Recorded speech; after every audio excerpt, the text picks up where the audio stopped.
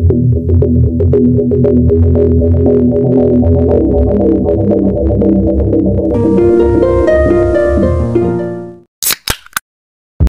everyone, kembali lagi di channel Weekly Crime Stories yang membahas tentang kisah-kisah kriminal nyata dan penuh misteri.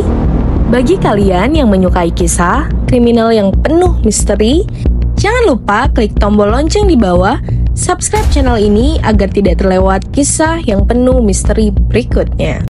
Untuk kali ini, kisah yang akan kita bahas adalah kisah seorang Robert Owen Rankin yang tega membunuh ibunya dengan cara yang mengerikan. Mari kita simak kisahnya. Robert Owen Rankin terbangun pada hari setelah Natal dengan niat yang mengerikan. Rencananya jelas seperti pagi yang dingin di Connecticut. Dia akan mengakhiri hidup ibunya. Di awal udah kayak gini. Ibunya bernama Margaret Rohner, berusia 45 tahun. Dia tidak tahu apa-apa tentang kengerian yang akan terjadi di rumah mereka yang tenang di Deep River. Seperti yang diceritakan Robert kepada polisi, kemudian dia selalu menyalahkan ibunya atas segala hal buruk dalam hidupnya. Pagi itu, dia memutuskan untuk bertindak atas dendam yang telah lama terpendam. Dia pertama mencoba untuk mematahkan leher ibunya.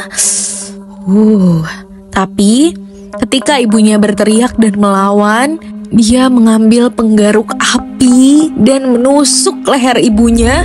Namun, Margaret adalah seorang pejuang. Meskipun diserang dengan brutal, dia tetap bertahan hidup. Jeritannya menggema di seluruh rumah.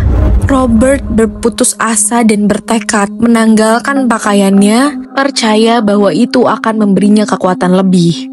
Dia mengambil pisau dari kamar tidurnya dan kembali untuk menyelesaikan pekerjaan itu. Ibunya melawan dengan sekuat tenaga yang tersisa, meninju dan berteriak sekencang-kencangnya, dan Robert menusuk perut ibunya dan memotong ke atas. Menyaksikan saat hidupnya akhirnya menghilang. Setelah itu, Robert berdiri di atas tubuh ibunya yang tak bernyawa. Rasa ingin tahu yang aneh mengambil alih kemarahan berdarahnya. Ini parah banget. It's really mind blowing. Dia menarik keluar usus ibunya, membandingkannya dengan tentakel gurita, dan memeriksa apakah ada bayi di dalam perutnya. Ketidakpedulian yang dingin berlanjut saat dia mandi, dan dia masih bisa berjalan-jalan dengan anjingnya, meninggalkan tubuh ibunya yang dimutilasi di bawah tangga.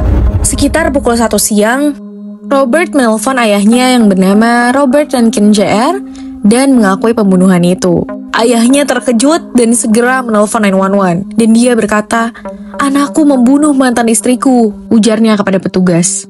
Polisi negara bagian tiba dan menemukan Robert menunggu dengan tenang, tanpa ada rasa bersalah, tangan di udara. Dan dia berkata, "Aku menggunakan pisau untuk membunuh ibuku," ujarnya tanpa ada emosi, tanpa ada rasa bersedih, dan tanpa ada rasa bersalah. Dia membuat pengakuan tersebut. Dan pengakuan dingin Robert tentang pembunuhan itu berlanjut di kantor polisi. Dan ia berkata lagi, "Aku mencoba untuk memperbaiki segalanya," ujarnya kepada petugas. Dan dia pun berkata, "Kurasa aku gagal membunuh ibunya." Dia ditangkap dan didakwa dengan pembunuhan. Dengan pengacaranya berargumen bahwa Robert menderita masalah psikologis berat yang tidak diobati. Saat penyelidikan berlangsung, detektif menemukan lapisan lain dari cerita mengerikan itu. Sebuah jurnal yang tersembunyi di kamar Robert merinci serangkaian delusi paranoid yang semakin parah. Dia percaya bahwa ibunya adalah bagian dari organisasi jahat yang memanipulasi hidupnya dan mengendalikan pikirannya.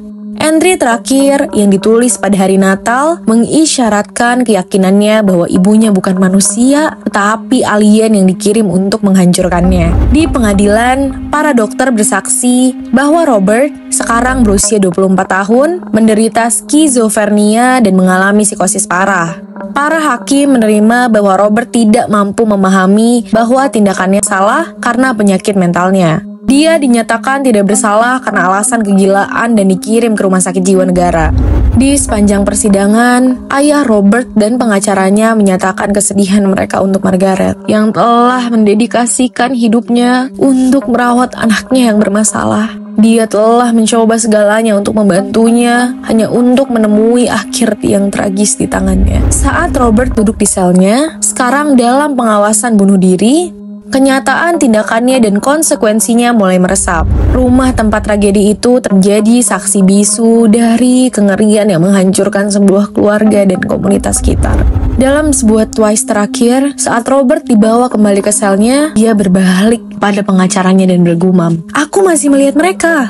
Kau tahu, alien itu mereka ada di dalam dirinya. Dan aku harus melakukannya." Kesadaran yang mengerikan muncul bahwa pertempurannya dengan setan dalam pikirannya belum berakhir.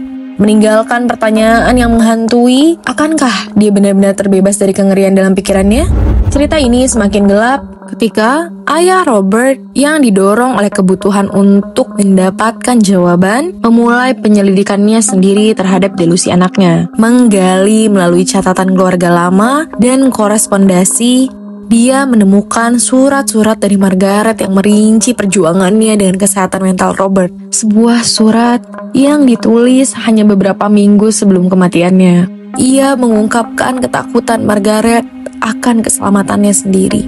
Dia telah mencoba untuk membuat Robert dirawat, tetapi sistem gagal membantunya.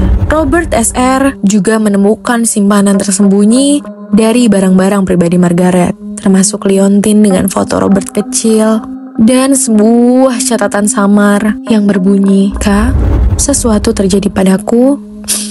Tolong maafkan dia. Dia sakit, tapi aku tetap mencintainya." Pesan yang menyedihkan ini menyoroti ironis tragis dari cinta seorang ibu untuk anak yang pada akhirnya mengambil nyawanya. Ketika komunitas mencoba memahami kekejaman ini, bisikan tentang konspirasi yang lebih dalam mulai beredar. Tetangga yang mengingat paranoia yang semakin meningkat dari Margaret, panggilan teleponnya yang larut malam, mendesakannya bahwa dia sedang diawasi. Beberapa bahkan mengklaim telah melihat sosok aneh berkeliaran di sekitar properti dalam minggu-minggu menjelang kematiannya. Cerita-cerita aneh ini memicu spekulasi bahwa mungkin delusi Robert memiliki beberapa dasar kenyataan. Apakah ketakutan Margaret hanya cerminan dari psikosis anaknya? Atau bahkan ada kebenaran gelap di balik kekhawatirannya? Batas antara realitas dan delusi menjadi kabur, meninggalkan komunitas dalam keadaan tidak nyaman. Di rumah sakit jiwa, perawatan Robert berjalan lambat. Dokternya berjuang untuk menebus delusinya. Tetapi obsesinya dengan sifat alien, ibunya tetap tak tergoyahkan. Saat mereka menyelami lebih dalam ke dalam kejiwaannya, mereka menemukan sejarah trauma dan pelecehan yang tidak terobati. Menunjukkan bahwa ledakan kekerasan Robert adalah puncak tragis dari tahun-tahun penderita psikologis. Kasus Robert menjadi contoh menyedihkan dari kegagalan dalam sistem kesehatan mental, memicu perdebatan dan seruan untuk reformasi. Namun, bagi mereka yang mengenal Margaret, kehilangan ini sangat pribadi dan menghancurkan. Dia dikenang sebagai ibu yang berdedikasi, yang telah berjuang tanpa lelah untuk anaknya. Dan menjelang peringatan pembunuhan itu, rumah kosong di Deep River berdiri sebagai monumen mengerikan untuk tragedi tersebut. Pertanyaan yang tak terjawab dan misteri yang tersisa menjadi pengingat bahwa beberapa kengerian sulit dipahami. Meninggalkan luka pada kesadaran kolektif sebuah komunitas yang selamanya berubah oleh peristiwa hari yang naas itu. Berikut adalah cerita tragis seorang ibu yang dibunuh oleh anaknya sendiri karena gangguan penyakit mental yang diderita sang anak. Maka dari itu, penting untuk kita semua menjaga psikologis mental yang ada di diri kita. Bagi kalian yang menyukai kisah-kisah misteri seperti ini, jangan lupa like, comment, share, dan subscribe. Buat kalian yang sudah setia menonton Weekly Crime Stories, terima kasih semua.